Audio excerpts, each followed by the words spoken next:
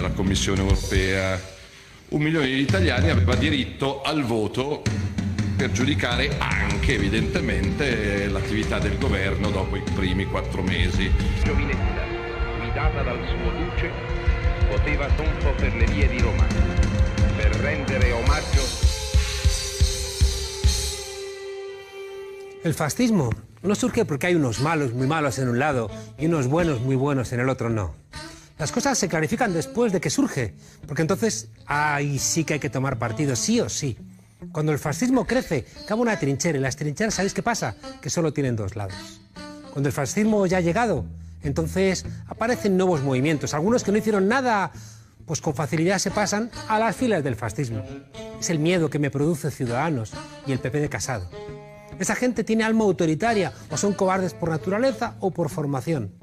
Peor lo pasa a los que no hicieron nada y no quieren convivir con el fascismo, pero ya es tarde. Esa gente se tira de los pelos por no haber hecho antes algo. Le he pasado durante mucho tiempo al Partido Socialista. Pero cuidado, nada es de repente. El fascismo incuba sus huevos en una lenta gestación. Y ahí el delito moral es hacer como que no pasa nada, mirar para otro lado, quitarle importancia a lo que realmente la tiene. Un ultraderechista italiano agarró el otro día los papeles que dejó el comisario de Asuntos Económicos de la Unión Europea, Pier Moscovici, y los pisó con un zapato que decía «hecho en Italia, ya».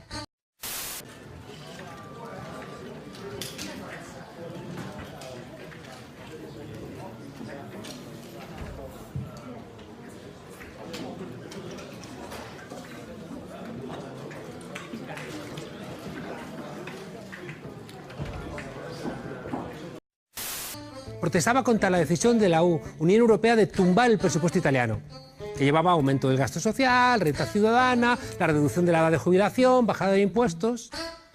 La Unión Europea marca un techo de gasto para Italia del 1,6. Ellos llegarán en Italia con este nuevo presupuesto al 2,4. Para la Unión Europea lo relevante es la deuda italiana, que es del 132% del PIB.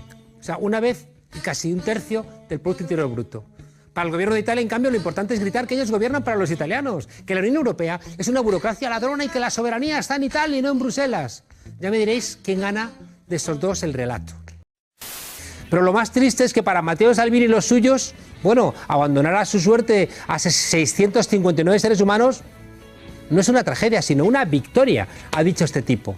Para ellos es una victoria lo que para cualquier persona con un mínimo de humanidad y con un mínimo de sensatez tendría que entenderse como una vergüenza. Pero así es la nueva ultraderecha europea, que son guapos por fuera y sucios y feos por dentro. Desgraciadamente este no es un caso aislado, sino que es un síntoma más de una grave enfermedad que estamos incubando en nuestro viejo y maltrecho continente. Esta Europa que tiene la mala costumbre de responder a las crisis económicas con la repetida enfermedad del fascismo. Tiene razón Moscovici en que nos reímos de bufonadas como la del zapato, pero detrás de esas bufonadas viene luego el fascismo. Hace 4 años, Bolsonaro en Brasil era un bufón del cual se reía todo el mundo y ahora va a ganar las elecciones. Esos bufones nacionalistas agresivos, xenófobos, enemigos de la democracia, vienen, cuidado, y esto es lo relevante, porque los Moscovici prefieren rescatar a los bancos antes que a las personas. En las películas de Charlotte, la risa viene cuando el obeso rico o el policía tripón, que está al servicio de los ricos, se da una culada. Ahí entonces nos reímos. Y la Unión Europea está haciendo de indeseable para los pueblos. Y hay gente que está esperando que se dé la enorme culada. Moscovici es un hipócrita cuando se queja del fascismo que puede llegar, pero lo está convocando con la política económica de la Unión Europea. Sí, ahora mismo nos estamos encontrando como un grupo humano concreto, lo llamamos la Troika, que es la Comisión Europea, el Banco Central Europeo y el Fondo Monetario Internacional. Llega a un país, Grecia, y te encuentras que le imponen prácticamente, no diré pasar al neolítico, pero prácticamente le impone un costo social imposible y la destrucción de su Estado. ¿Quién lo hace? No lo hace ya no es el fascismo de ahora, ya no es el fascismo de los tanques. Lo hace el fascismo del centro de Europa, un fascismo financiero que los pone contra la espada y la pared. Puede ser autoritario y lamentable, pero no es fascismo. No, fascismo pero es espérate, pero ¿qué ocurre? Que al final, y a lo que voy, lo que se están creando es las condiciones para que aparezca el fascismo. Esa es para mí la clave, es decir, son las políticas que se están haciendo, que yo llamo de fascismo financiero, y lo hago con todo el tema encima de la mesa. Haces para molestarles. Exactamente, de fascismo financiero. ¿Por qué? No, porque implican un eurofascismo. Es decir, están creando el caldo de cultivo para la imposición de política y, como decía por Angie, de una reacción de la sociedad. Y yo creo que aquí está la clave. La sociedad va a reaccionar de una manera u otra. El fascismo es una reacción a la globalización capitalista, lo digo ahora, y al proceso de integración europea. Pero también estamos reaccionando a otros que no somos fascistas. Es decir, lo que estamos es oponiéndonos a una globalización y a un modo de integración que está poniendo nuestras vidas, nuestros derechos, nuestras conquistas y nuestras libertades en peligro. Sánchez e Iglesias han presentado otro presupuesto en Europa para evitar que crezca la ultraderecha. Y ahora Europa tiene que escoger entre la derecha o la izquierda, otra vez como en los años 30. Y da susto. ¿Sabéis por qué? Porque da más susto aún cuando estamos convencidos de que el zapato del diputado italiano, además, seguro que está hecho en China. El fascismo no solamente es violento, sino que siempre ha mentido hasta en las cosas más simples. Que me he dado cuenta esta semana que es que los frikis, que eran en España, estaban circunscritos al fenómeno de la canción y a los programas de corazón, han invadido la política. Han llegado los frikifachas, igual que un día fue la moda de los zombies o de los gremlins. Los frikifachas ahora lo invaden todo. Entonces, la experiencia estética que uno tiene viendo a Dolors Montserrat en su performance del Congreso, que muchos tacharon de incomprensible. Ustedes tienen a las prostitutas desconcertadas, tienen a Máxim Huerta perplejo. Por una sociedad instrumental le enviaron a la luna, y Borrell, Celaá y Pedro Duque continúan en la tierra, y Montón dice que no entiende nada, y quien plagió la tesis continúa vivito y huyendo del Senado. Y vaya si usted se coordina con la señora Delgado para justamente desamparar al juez Llarena. Señora Calvo, usted está completamente descoordinada. Y más Pedro Sánchez, que confunde lo público con lo privado. Señora Calvo, de una vez por todas, coordínese ya, coordine Moncloa, Waterloo. ¿Incomprensible? ¿Por qué? Yo lo he entendido perfectamente. Es verdad que son las 22 horas y 39 minutos de la noche y estoy recién desayunado. Sí, y debo desayunar lo mismo que Dolors Montserrat. Choco Crispies bañados en Red Bull. o al escupaceitunas mezclando las frutas con las merinas.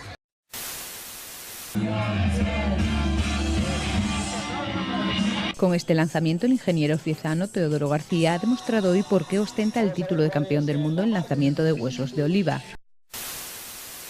Los andaluces no tienen culpa de tener un gobierno de Susana Díaz que, según hemos conocido, se gasta más en tema de prostitución que en educación. O a Álvaro de Marichalar también disertando desde países lejanos sobre la situación en España, es la misma que uno tiene viendo, por ejemplo, a Leticia Sabater cantar el Toma Pepinazo o la salchipapa. Exactamente la misma. Tiki, tiki, tiki, tiki, tiki, salchipapa. Y ojo, que es una emoción jodida, querido Juan Carlos, porque la vergüenza ajena es una emoción empática. Es decir, no es como lo que los alemanes llaman la Schadenfreude, que es la alegría por el mal ajeno, ¿no? Mal ajeno, sí. Cuando abrimos un hospital o abrimos un colegio estamos diciendo un viva el rey. Cuando pagamos las pensiones, cuando abrimos un hospital, cuando nuestro sistema de trasplantes salva una vida, cuando se atiende a un dependiente, critican al rey, insultan al rey, viva el rey, ponen pancartas contra el rey, viva el rey, ultrajan al rey, critican al rey, viva el rey, que simplemente, viva el rey, viva, viva, viva el rey, viva, viva, viva el rey, viva, viva, viva el rey. Viva, viva, viva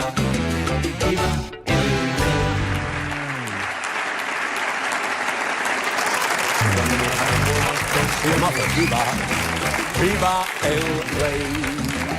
Viva. Decirla en la cartera. Viva el... Ven, no hay republicano, queridos amigos, que se pueda resistir a este ritmo. De hecho, me dicen que Alberto Garzón ha empezado ya una conga y va camino de la zarzuela dándolo todo. La vergüenza ajena es muy distinta. Uno está sufriendo porque Pablo Casado está haciendo el ridículo. ¿Sabes? Ya no dan miedo. O sea, el facha, a mi modo de ver, querido Monedero, tiene que dar miedo. Si no, no es un producto completamente... Al principio dan risa, ¿eh? Luego, al principio dan risa, pero... Mira, yo te voy a someter a un test para que veas que realmente son los frikifachas que han llegado. A ver, ¿qué me vas? Tú compara, por ejemplo, Pablo Casado con Manuel Fraga, que ya solamente como hablaba, ya te acojonabas. No hacía falta que escucharas que iba a declarar el estado de excepción. No te dejaba hablar, Fraga. No te dejaba hablar. Solamente con ese tono ya te dejaba completamente acojonado. Compara, por ejemplo, fachas de ahora como Abascal con José Antonio. Joder, que parece que lleva una Luger en el abrigo, ¿no? En cuanto dobles la esquina. Es acojonante. Me gustaba la violencia mucho a José Antonio Primo de Rivera. La famosa dialéctica de los puños y las pistolas. Esta ya da tanta penita que no me atrevo ni a enseñarla. Mira. Rivera con el León de Fuengirola. Es que no es comparable, ¿no? Entonces... Claro, el fascismo es muy poliédrico, es decir, que si le queremos poner un traje de fuerza, nunca se puede decir que Franco o el franquismo fue fascista, porque el partido fascista español, que es Falange, bueno, pues no tiene exactamente las mismas características, pero yo creo que es un afán de ponerles un uniforme, ¿no? En realidad lo que tenemos que ver es el trasfondo, desde mi punto de vista, y el trasfondo es ese bloque de poder que en el caso español pues es lo de siempre, ¿no? El ejército, la iglesia, la oligarquía, la monarquía. Entonces ahí es donde tenemos que ir, no al disfraz externo. Entonces, con respecto a fascismo o juventud, no podemos entender el posicionamiento de Primo de Rivera sin esa sensación muy explícita que tiene José Antonio Primo de Rivera respecto a las injusticias que se habían cometido con su padre, con Miguel Primo de Rivera. Entonces, juventud, sí, era joven, pero realmente estaba representando a esa España de siempre tradicional y a sus intereses. ¿Qué otro aspecto me gustaría? Y hay unos lazos afectivos clarísimos. Luego, con respecto a la duda, ¿no? O a la controversia en torno al fascismo, Mussolini lo tuvo muy claro. El apoyo que tiene Falange Española de Mussolini, demostrado gracias a los archivos italianos, a nosotros nos cuesta más trabajo acceder, pues bueno, ha demostrado que en esa primavera del 36 Mussolini va a apoyar económicamente a Falange Española, o sea que algo vería, ¿no? Fue un poquito antes, cesó justo en el invierno del 36 el apoyo. O sea, la última vez que se recogió, el invierno no, yo te estoy hablando de la primavera. La última vez que se recogió una partida de Italia fue en enero del 36. Bueno, vamos a ver. Fue durante el año 35. Luego la aportación inmensa de Italia, de la Italia mussoliniana, a través del Corpo di Truppe Volontaria. Son cosas distintas. Entonces sí, pero bueno, es un apoyo fundamental. Bueno, es que Falange fue tomada por el Estado franquista, ¿no? Es el cuerpo doctrinal. Pero ya es otra cosa. Jorge. Y lo que ha sucedido en Europa es que la crisis económica, con sus recortes y ajustes, ha disparado y tenemos muy altos los valores de xenofobia, de intolerancia, a unos niveles realmente peligrosos para la salud democrática. Ahora son los refugiados, pero después, ¿a por quién irán? Irán a por los izquierdistas, a por los sindicalistas, a por las feministas, a por los pobres. Es que da igual, porque lo que necesitan es un chivo expiatorio, porque lo importante es tener distraídas a las mayorías odiando a alguien. La pandemia de este fascismo 2.0, porque también en las redes tiene su gran presencia, tiene dos cepas que desgraciadamente aquí, en Europa, ya han brotado. Una es más virulenta y otra más silente, pero cuidado, no es menos peligrosa. La primera se da en naciones como Francia, como Italia, como Alemania, los grandes países de la Unión Europea. Históricamente en estos países, cuando las cosas han ido mal, ¿el culpable quién ha sido siempre? Pues claro, ha sido primero el de fuera. Cuidado, casi siempre a la gente de izquierda han dicho que eran la anti-Italia, la anti-Alemania, la anti-España. La otra cepa es la que amenaza a nuestro país. Somos un país que ha sufrido las consecuencias de una dictadura nacionalista. En fin, y que eso nos hace, bueno, muy refractarios a este fascismo 2.0. El 15M, es verdad, fue una vacuna contra la intolerancia y eso todavía nos mantiene en la pelea, aunque cuando uno ve determinadas cuestiones dice ¿cuánto vamos a aguantar el envite? El 15M fue una vitamina democrática para un sistema debilitado por la corrupción y el bipartidismo. Pero cuidado, no tenemos que fiarnos, porque ese virus puede colarse por cualquier sitio. Por ejemplo, a través de la letra de un himno o a través de una nueva definición de qué es ser español. Yo no veo trabajadores o empresarios, yo veo a españoles. Yo no veo a creyentes o agnósticos, yo veo españoles. Ay, si Albert Rivera no ha enseñado más la patita xenófoba, y ya la ha enseñado, es porque las encuestas aconsejan que sea prudente, que eso lo haga la extrema derecha y luego ellos lo recogen. Hoy los enemigos que dan votos están más bien al otro lado del Ebro, y no en desiertos remotos ni en montañas lejanas. Pero cuidado, que todo se andará porque necesitan odiar a alguien. La diferencia de España con el resto de Europa es que aquí esa población en riesgo fascista anda de momento entretenida con el independentismo catalán. Te amo, España, a Dios le doy las gracias por nacer aquí, honrarte hasta el fin. Ay, y luego cuando les acusan de corrupción y van a juicio van con la banderita de España, los que roban a España. En fin, mientras en nuestro país la ultraderecha compite por ver quién es más español, en Europa los neofascistas se ceban, de momento, con los más débiles, con los refugiados. Es como el canon de ataque y de odio para intentar construir algo donde no hay ideas alternativas de prácticamente nada. Esto sucede porque los partidos socialdemócratas en Europa, desgraciadamente, siguen en caída libre.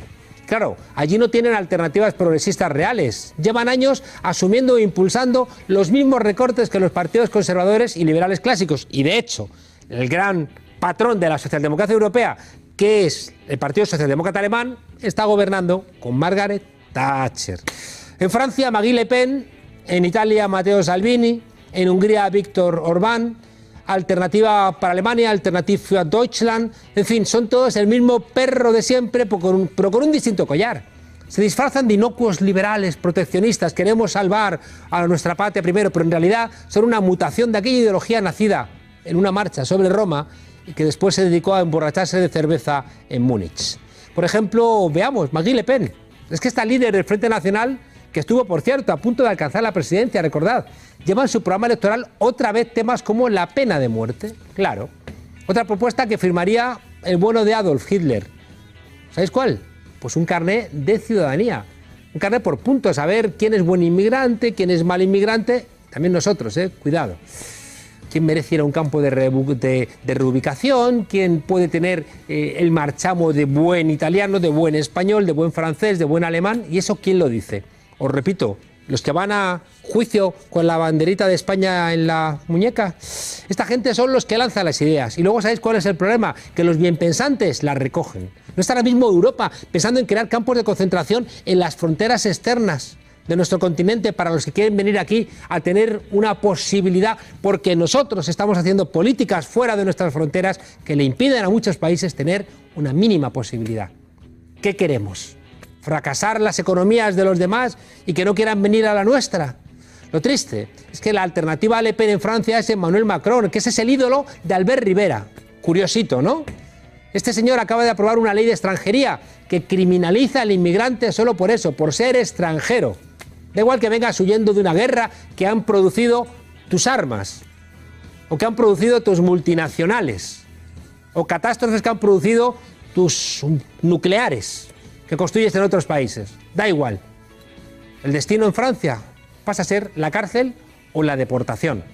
Trump acaba de encerrar en jaulas a niños para intentar desalentar la migración centroamericana. Es que no se le ha pasado por la cabeza que si hay migración es porque en Centroamérica hay una guerra civil silenciosa que es armada y dirigida por los Estados Unidos. Este fascismo, desgraciadamente, es global, porque el capitalismo es global. Y no es extraño que el embajador de Trump esté aquí en Europa hablando con estos nuevos fascistas como si fueran, pues eso, principales socios de esa locura de Trump. Víctor Orbán, de repente, pues eso, a partir un piñón. Con Trump, el primer ministro húngaro, claro, siguiendo esa lógica, pues ha dado un pasito más allá. Y no solamente persigue a los inmigrantes, sino que establece una ley que quien ayuda a los inmigrantes en situación irregular puede tener hasta 1 año de cárcel.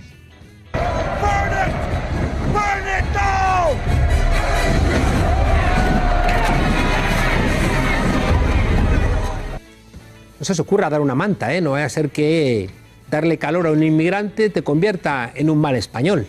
Cuando creíamos superados aquellos tiempos oscuros en el que se perseguía a la gente por ser distinta, ahora vienen estos iluminados a desenterrar otra vez el hacha del odio. Odia a alguien, que no tenga otra política. En Italia ya vimos algo parecido, ¿no? La semana pasada. Lo llamaron control de fronteras y lo que estaban haciendo era cometiendo un delito de lesa humanidad.